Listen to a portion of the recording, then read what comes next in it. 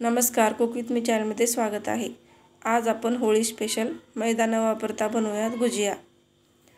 त्यासाठी कढईमध्ये 2 ते 3 चमचे तूप टाकून घ्यायचं आहे। त्यामध्ये 1 वाटी रवा टाकून घेऊया।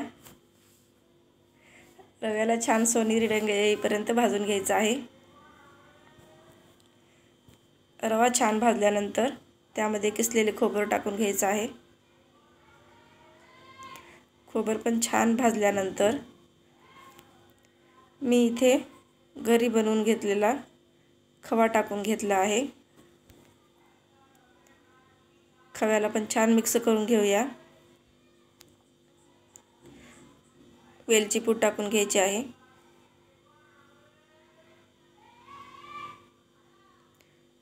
छान परतून घेऊ।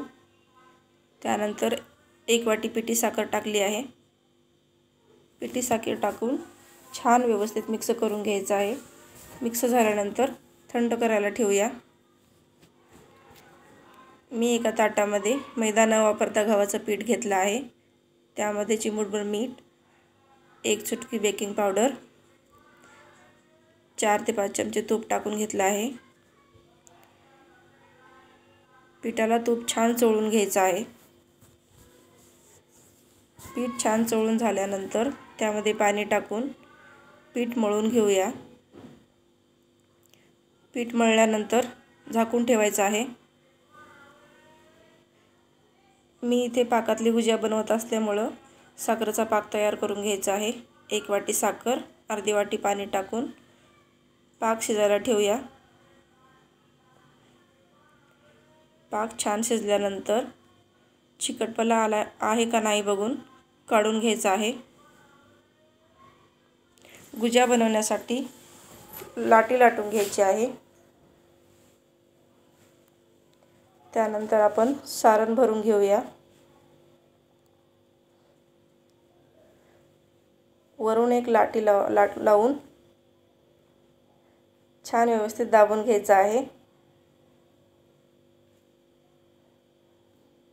त्यानंतर गुजियाला मुरड घालून घेऊया।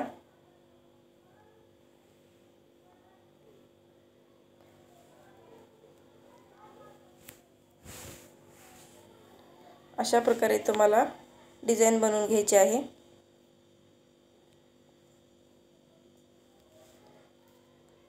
कढईमध्ये तेल तापायला ठेवलं आहे। त्यामध्ये आपण गुजिया टाकून घेऊ। गुजिया तळताना कमी गॅसवरती तळायचं आहे।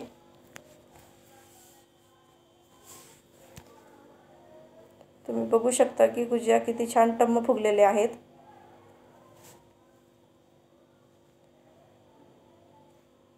त्यानंतर दुसऱ्या साइडने पलटून घ्यायचं आहे।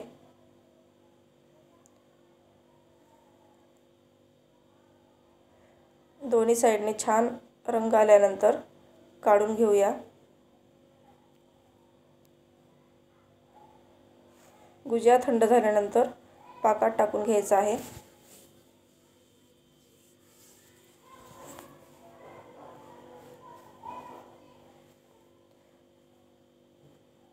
पाकातून काढून घेऊया।